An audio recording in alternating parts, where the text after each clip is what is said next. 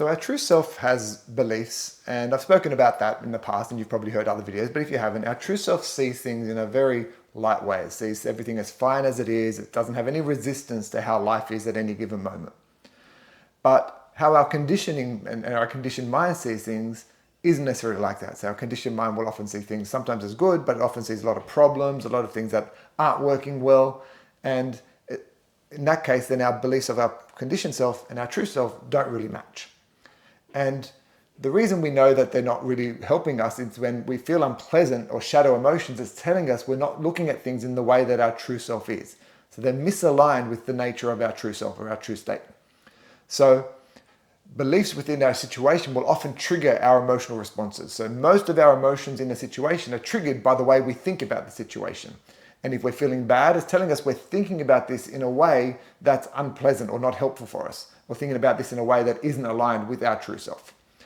So as an example, if I see the glass as half full or half empty. So it might be half full, that might feel okay. If I see it as half empty, while that can be accurately seen as a perception, it's probably not how our true self would see it. So, but there's also other perceptions. So some people might see the glass as plenty or maybe not enough, or maybe as dangerous or life-saving.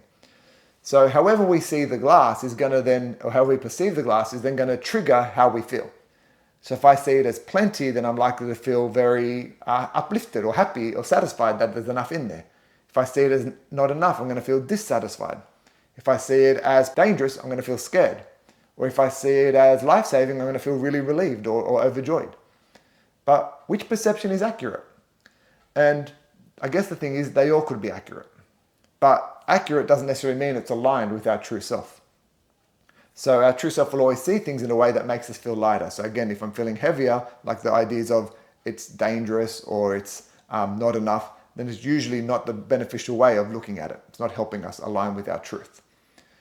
So sometimes all we need to do to feel better and align with our truth is to choose lighter perceptions. And that's easy. So I say, all right, so if I believe it's not plenty, then I'm going to say, all right, no, there is. If I believe there's not enough, then we'll say, no, there's plenty in there.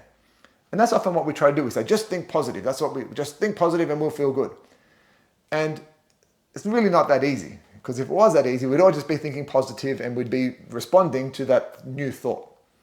Instead, what happens is that our conditioned mind believes what it believes. So I'm going to feel like I'm lying to myself if I say there's plenty in there when deep down I believe it's not enough. And our goal then is to kind of say, well, if I can't quite believe the highest level of my true self, what are some beliefs I can have that make me feel better and bridge me closer towards my true self? So I might believe that there's enough for 2 mouthfuls. That sounds pretty believable to me. It could be, I'd rather have 2 mouthfuls than nothing. Yes, I would personally. I don't know about you. It could also be that I know I can get more water later. I'm pretty sure I'm not going to die of dehydration today. So even though I can't quite believe there's plenty, what I can believe is that these beliefs make me feel a little bit better, the ones that I can believe that are lighter. So we'll call that lighter perceptions. Because if we keep trying to choose a thought that we can't believe, then we're not going to go along with it. We're just going to let it go and go back to our original belief.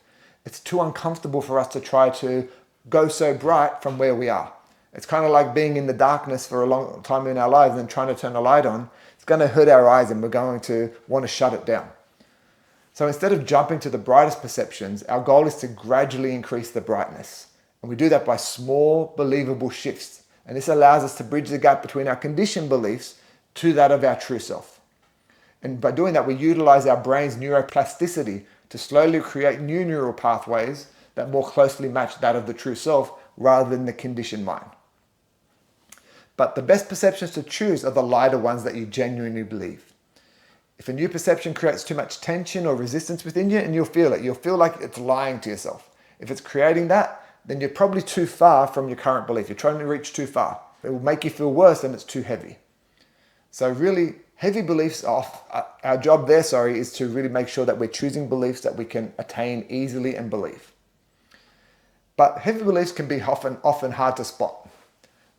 Beliefs are like invisible lenses that we look through the world in. So our job, instead of just first chasing our perceptions, is to really notice the emotions. The emotions will tell us that we're having a belief. So if I'm feeling bad, our job is, all right, what am I thinking? What must I be thinking in order to feel this way? How must I be perceiving this right now that's making me feel how I'm feeling? Even if it's realistic, why do you want to choose one that when there's other ways to perceive it that serve you better? And once you notice the heavy perceptions, you can consciously choose lighter ones that feel believable and bring you more peace. And this practice becomes easier and easier over time. And as these new pathways are created, you don't even have to try so hard.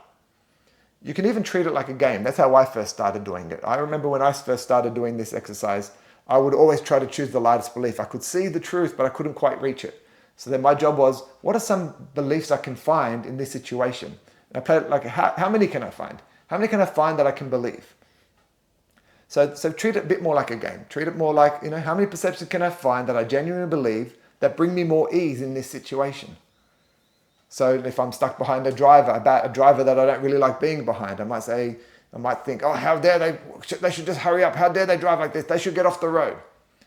Instead of just being as perfect as it is, which is what I like to believe, I might think, I like the idea of getting home safe. Everyone has to start somewhere. I really like seeing people getting out and about and living their lives. These are all true for me. And when I do that, I bridge my perception closer to my true self. So shifting to lighter perceptions will bring relief. It doesn't always make you feel great straight away, but it will generally bring a sense of relief, and you'll be able to access the wisdom and guidance of your true self. And it will bring you a sense of calmness, so when it comes time to action, you're reacting from a more place of alignment with your truth. So when you feel the unpleasant emotions, explore the beliefs behind them. You can write them down. You can write down, how would you describe this situation to uncover the perceptions? How would you describe it to someone else? Really work on uncovering what perceptions you have and how they're influencing you. And again, once you've discovered your perceptions that don't serve you, choose lighter ones. That's what I'd recommend. You don't have to, but choosing lighter ones is you choosing to connect more and more to your sense of self, to your true self. Again, choose lighter, believable perceptions and continue playing the game of finding thoughts that offer you more peace. And you can do this at any given moment. So it's really up to you. I practice it all the time. But the more you do this, the easier it gets. And you're training yourself to live in a more peaceful state that is your true self.